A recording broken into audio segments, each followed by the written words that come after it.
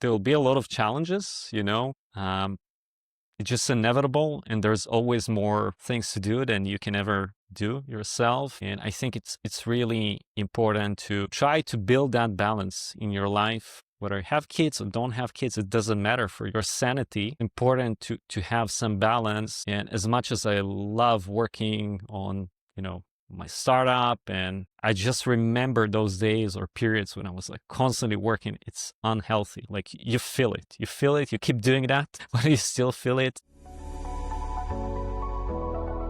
Welcome to A Founder's Life. I'm your host, Leo Gestetner. On this show, we dive into the real stories behind the highs and lows of entrepreneurship and how we pursue a more balanced and meaningful life along the way. This podcast is sponsored by Thanks, helping founders like us scale with reliable remote talent. Email founders@thanks.com, that's THANKZ.com, with the subject line A Founder's Life, and you'll receive preferred pricing. Now, I'm excited today to be joined by Vova Feldman. Vova, thank you for joining. Would you like to introduce yourself? Sure. First, really excited to be here. Thanks for inviting me. So I'm Vova. I'm the founder and CEO of Freemius. Freemius is a payment, subscription, a global sales tax and platform specifically focused on selling software. So we basically provide the entire commercial stack for selling software globally. Excellent. And do you want to tell us a little bit about what your journey was that brought you to where you are today? And then a little more about what a typical customer would look like within the business. Yeah, sure. So it started as, scratching my own itch. I've been a founder for many years, coming actually from the technical background.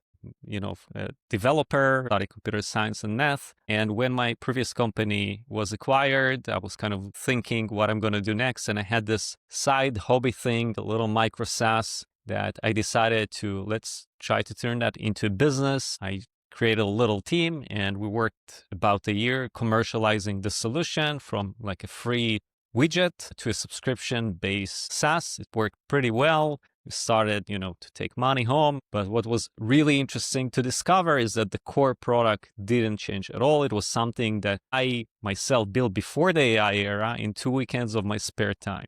So that kind of, aha moment that for developers, building software is something that's like relatively easy. But when it comes to the whole commercial side of things, you need to do a lot of additional things, user management, marketing automation, payment processing integrations, and, affiliate platform. The stack just go on and go on. So that was kind of the origin story of Freemius. I realized there's a bigger problem. There are a lot of developers out there that have side things that they really wish that they could, turn that into their livelihood. And for me, it was kind of exciting. Let's see how I can help others like me to achieve the same autonomy, I would say. Freedom is a big word. I don't like using it too much, but being entrepreneurs themselves, right? Empowering them with a tool that will help them to become entrepreneur without taking a year off from the full-time job and risking, everything that it takes to actually start a business. So that was kind of the origin story of Freemius. Let's see how we can cut the time to market from a matter of a year, a month, to a matter of minutes. Nice. And how does family look for you? My wife and I, our first kid was born when we were 38. So it took us time to get there, both because we're focused on our careers. We're not sure whether, I personally debated with myself, what is where I can make a more meaningful impact in life. Should I focus? Because if I'm already going for kids, I want to be there. I'm not just doing that to check a box. So whether, I want to focus in one person and, trying to make the biggest impact I can on one versus, let's put that aside. And now I have much more time potentially, and I can make a bigger impact in the world. Now that I do have 2 kids, I understand that you can do both. And I once the first son was born, I very quickly realized I can't continue working in the same pace that I worked before, being the 14 hours per day, weekends and all of that. I really enjoy doing that, right? Because it's my baby. I'm helping others like me. I'm very passionate and mission driven in what I do, but I also want to spend time with my family, with my kids. And I'm so happy in the end, we did that. Like, I think for me, it's like much, much more satisfying. Like, I love the company, I love the mission, but, I love my kids. When they hug me, it's like completely, like, you can't really compare that to anything. Yeah, there's something about seeing those little people grow up as well as you help mold them. And in some ways they mold you, because it's definitely a two-way influence. Yeah. And I think also it impacts you as an entrepreneur as well, because you have less time to work. You have to be much like, you have to distill the real priorities. You can no longer just like, okay, there are like always more things to do than you ever have time. But now, because it's even like less time, you have to be like hyper focused on the most impactful things. And so it automatically improves, hopefully, you're getting better in prioritization. So I also noticed that. And from talking with my friends who are also entrepreneurs, I got the same kind of feedback. Yeah, I think you're right. I think that's very true. It sort of helps focus the mind a little. And how does health look for you, whether that be sleep, nutrition, fitness? How does that look? Yeah, all of it. I think it's critical. Sleep was always critical for me. I remember in university, I did really intense studying. I did like a double degree in the same time in 3.5 years. So I remember I was like, napping every day, not because I was doing physical activities, because my brain was like all in. So I learned how important it is to sleep. Unfortunately, I can't sleep as I could when I was younger. I guess the kids and all of that. But definitely everything that you mentioned. I also went through like a kind of personal growth journey like 5 years ago, when I was I think it's pretty common to entrepreneurs being in this anxiety state that you constantly, what you need to do, and you're not fast enough, and you can't really like pause your mind when you're off the office. You're always there, always thinking. It's hard to get to sleep, and you're not sleeping well. And I did a bunch of things, like I watched different podcasts and YouTube and stuff like that, and took things that worked for me. So in terms of like health, I've been doing sports my entire life. When I was very young, I was a professional swimmer. Then I was professional like kayak. And these days, what I'm doing is capoeira, which is a Brazilian movement, martial art, music, community. It involves a lot of things. It's really amazing. And it definitely keeps me fit. I'm also trying to do some stretching and push-ups on a daily basis to get the energy going in the morning. So I do have like different routines to get me, try to be at my prime every time, on a daily basis. I think, fitness is something, and health generally, which helps in both the things we've discussed so far. I think, I do believe in a healthy mind, healthy body, and healthy Absolutely. body, healthy mind. So I think it helps in business. It helps you be more focused. It helps you be more energetic. And it very much helps with Helps you family to be as a well. better father as well. Yeah, I was just about to say that. You are physically fit, you have a baby, and like you need to move, you need to hold him, some people have back pains, have this, have that. Like, you need to be fit. It helps to be fit in life. And, as the kids get older, I can tell you that they will learn those influences from you. So they can Yeah. learn from someone who's healthy. That's something that will be with them for the rest of their lives. So, I've really noticed that with my kids as I've got healthier, as I've got older. My kids have seen that influence, and I think that makes a real difference. Yeah. So I'm coming from, like, I was born in Ukraine, so my parents are like Soviets, and it's like pretty common, to push your kids to do like some sports and music. It's kind of the thing back then. That was the thing. So it was like my sister did the same, and many, other Soviets that moved to Israel. I know they had like similar experiences. But yeah, I know I had few periods in my life without sports, and you feel so much more tired. You don't have the same energy. It's just like you need that. You have to have that. I remember when I had those periods when I was constantly working nonstop, like 12 to 14 hours a day, including weekends. I wouldn't say that I got burned out, but it fucks up your brain. It impacts your sleep. Everything is unhealthy. Like, you feel that something is not working there. And the moment you add sports, like, it's changing things. You sleep better, your body like adjusts, healthier, metabolism, things are working better. There is that positive, virtuous circle that, the more workouts create that positive endorphin. And one thing people who aren't runners always find strange to understand is it also can be remarkably relaxing and meditative. Like for me, for when I go out for a run, actually, I Yeah. feel more energized afterwards, not less energized. And what do you like to do for fun? Yeah. So I would say that the sports that I'm doing, it is a lot of fun. Like when we do capoeira, we call that we play together. It's like a game. You get it. It's a movement. It's like you do it in couples. There is this like energy. I don't want to call it, but it's kind of like there is some dance and, communication, like body communication that is happening. And like I said, there's community there and we're very good friends because over the years, all the high school friends, they're all like scattered around the country. Some of them are abroad and everything. But here we have this place where like we come twice a week for many years together. So we became really close friends and we hang together. So there is that. I would say this is, a big part of the fun. I feel that my work is fun. I also like dancing and, yeah.